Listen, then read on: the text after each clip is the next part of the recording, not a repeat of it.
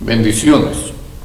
Una vez más disfruto la bendición y el placer de estar con ustedes, y especialmente porque en la ocasión anterior a esta comenzamos a hablar acerca del ministerio del Espíritu Santo en el mundo hoy. Uno de los asuntos de capital importancia para entender no solamente la obra de Dios en el tiempo presente, sino para tener una comprensión de lo que somos como hijos de Dios, como testigos del Señor Jesucristo, como cristianos.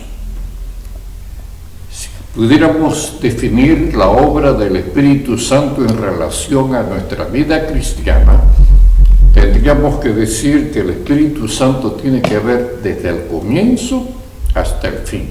Envuelve todo, ejecuta todo lo que concierne a la obra de Dios en el tiempo presente. Usamos 3 capítulos del 4 libro del Nuevo Testamento, el libro de Juan, capítulo 14, capítulo 15, capítulo 16. En esta oportunidad yo tengo mi Biblia abierta en el libro de los Hechos, capítulo 2, versículo 4. Es decir, tengo todo el pasaje que narra los acontecimientos del día de Pentecostés. Pero quiero leer el versículo 4. Y dice: fueron todos llenos del Espíritu Santo y comenzaron a hablar en otras lenguas según el Espíritu les daba que hablasen. He escogido este versículo 4 porque hay un elemento allí que es sumamente controversial. Y no es por lo que el contenido en sí sea controversial, es por la manera como se han manejado y se siguen manejando el asunto de las lenguas, por ejemplo. Y la expresión llenos del Espíritu Santo. De manera que yo quiero retomar lo que terminamos diciendo en la anterior oportunidad y aclarar, hacer algunas aclaraciones, puntualizar algunos aspectos de la doctrina o de la enseñanza de la Biblia concerniente al ministerio del Espíritu Santo en el mundo hoy. Y justamente enfatizo el presente, porque el Espíritu Santo actúa desde el principio de la eternidad y desde el principio del tiempo. En la creación vemos al Espíritu Santo moviéndose sobre la faz de la tierra. Y lo vemos ministrando y desarrollando una obra magistral a través del Antiguo Testamento. Pero el énfasis que estamos dándole a la enseñanza es el glorioso ministerio del Espíritu Santo en el mundo hoy. O dicho más específicamente, en este tiempo del ministerio de la Iglesia, en el tiempo presente. Y quiero hacer 2 puntualizaciones, particularmente 2. Una en cuanto a el obrar del Espíritu Santo en el Antiguo Testamento. Por favor, quiero que tenga paciencia conmigo.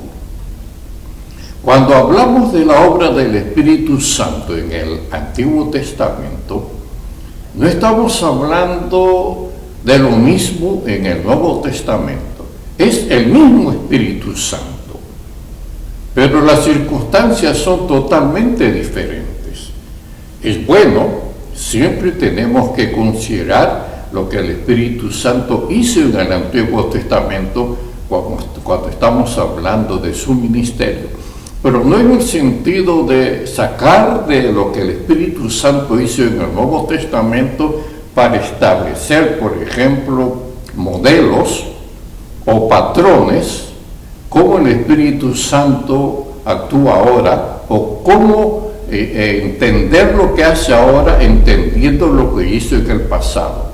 Lo podemos usar en cuanto a referirnos al Espíritu Santo, quizás en vía de contraste, y también para tener inspiración de la manera como obró en algunos personajes del Antiguo Testamento.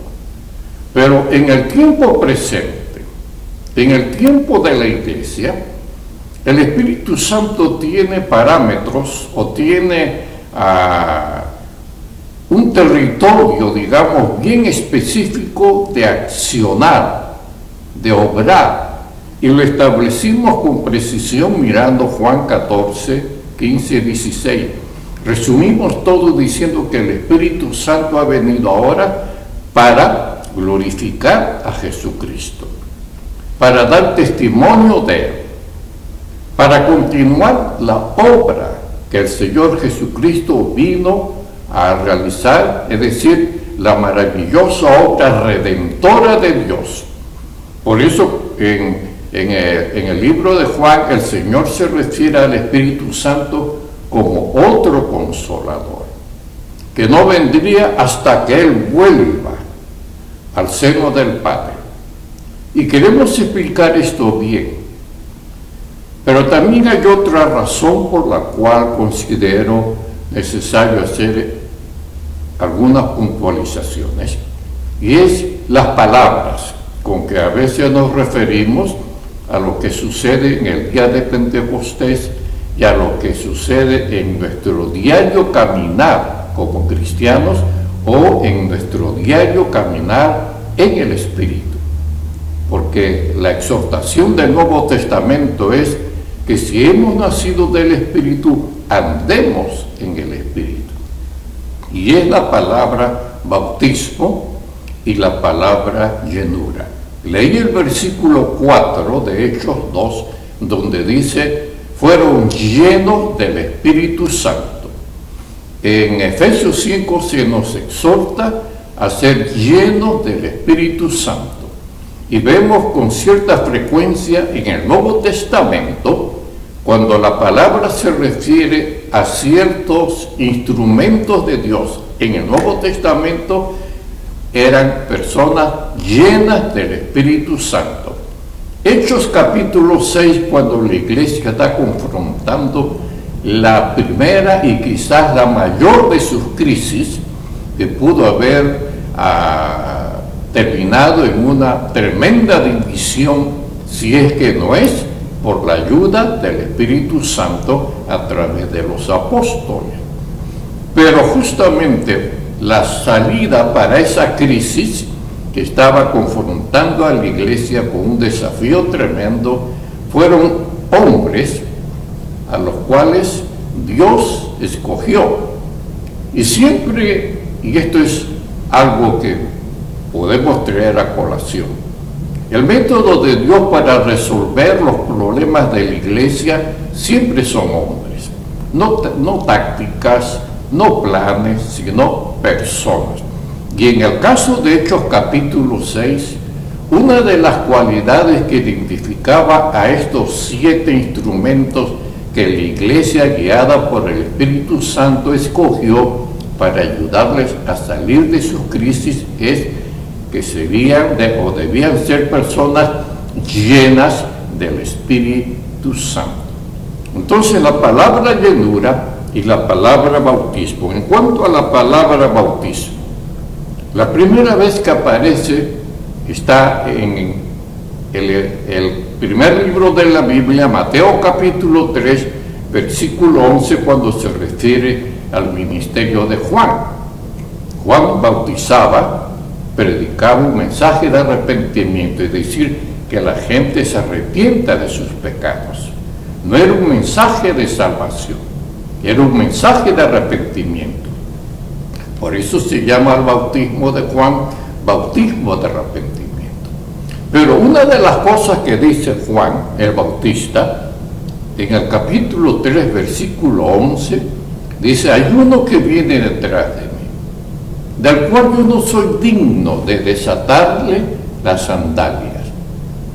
Pero dice, yo les bautizo para arrepentimiento con agua. Pero